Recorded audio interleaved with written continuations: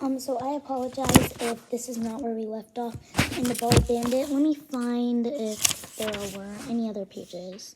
Okay, I think this is where we left off. Okay, so, here we go. Ouch, said Detective Reddy. That's quite a set of lungs you've got there. How can we get in touch with you if we find the kid? Dink asked. The detective pulled out a small pad and a pencil. He wrote something and ripped off the page. Here's my phone number. Call me if you get that video. Dink closed the door behind Detective Reddy. He grinned at Josh and Ruth Rose. $100 each. We're rich. Okay, where's the next chapter? Chapter 2. Here's the plan, Dink said. It was almost 3 o'clock the next afternoon.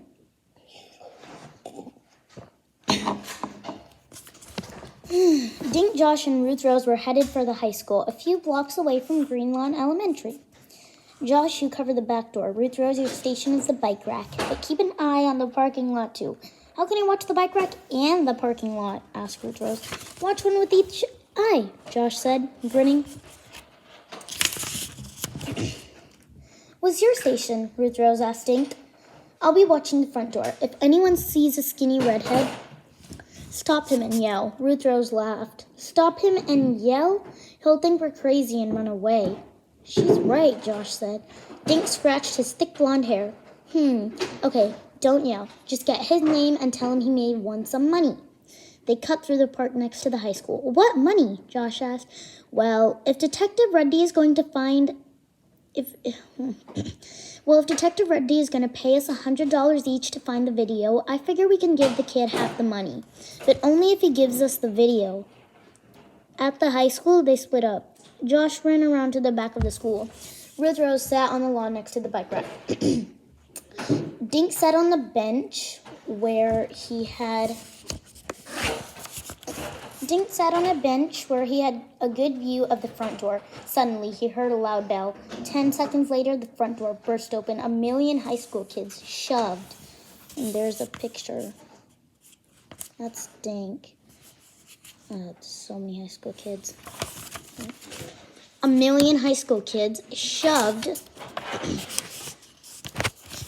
through the door and scrambled down the front steps. Dink stood on the bench so he wouldn't get trampled. He was looking for red hair, but it wasn't easy to spot. Some of the kids had hats on. Some wore jackets or sweatshirts with the hoods pulled up. Sometimes Dink couldn't tell if a kid was a boy or a girl. Finally, he spotted a tall guy with red hair.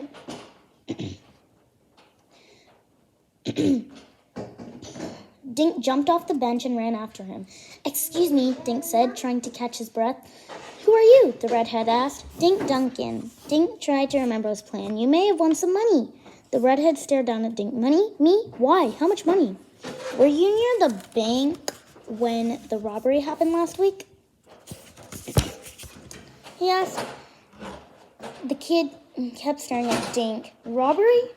What robbery? You didn't hear about it? It was on the news on TV. Some guy robbed the Green Lawn Savings Bank. So what's it to you? A kid with red hair got the robber on tape, Dink said. I'm hoping to find him. There's going to be a reward. Rats, I wish I did tape the guy, the redhead said, shaking his head.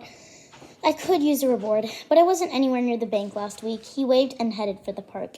Good luck. Dink looked around for another redhead, but everyone had disappeared. He walked toward the bike rack. Ruth Rose was sitting on the lawn, weaving grass blades together. Did you see any redheads? Dink asked, plopping down beside her. 3, Ruth Rose said. One was a short, fat boy. One was a girl. One was a teacher. Josh came running up. Any luck? He asked. Nope, Dink said. How'd you do? I talked to 2 guys with red hair. One of them told me to take a hike. The other one was an exchange student from Ireland. He told me he doesn't even know where the bank is. Great, Dink said. We all struck out. Now what do we do? Josh tossed a pine cone at a tree. Beats me. We should search the whole neighborhood, Ruth Rose asked. How? Dink asked. Ruth Rose stood up and dusted off her shorts. Easy, we just go door to door and ask. How can we do that without our parents finding out? Josh asked. Mine won't let me get involved with some bank robber, that's for sure. Mine either. Mine either, Dink said. So how do we explain why we're wandering around Green Lawn knocking on everyone's doors? Asked Josh.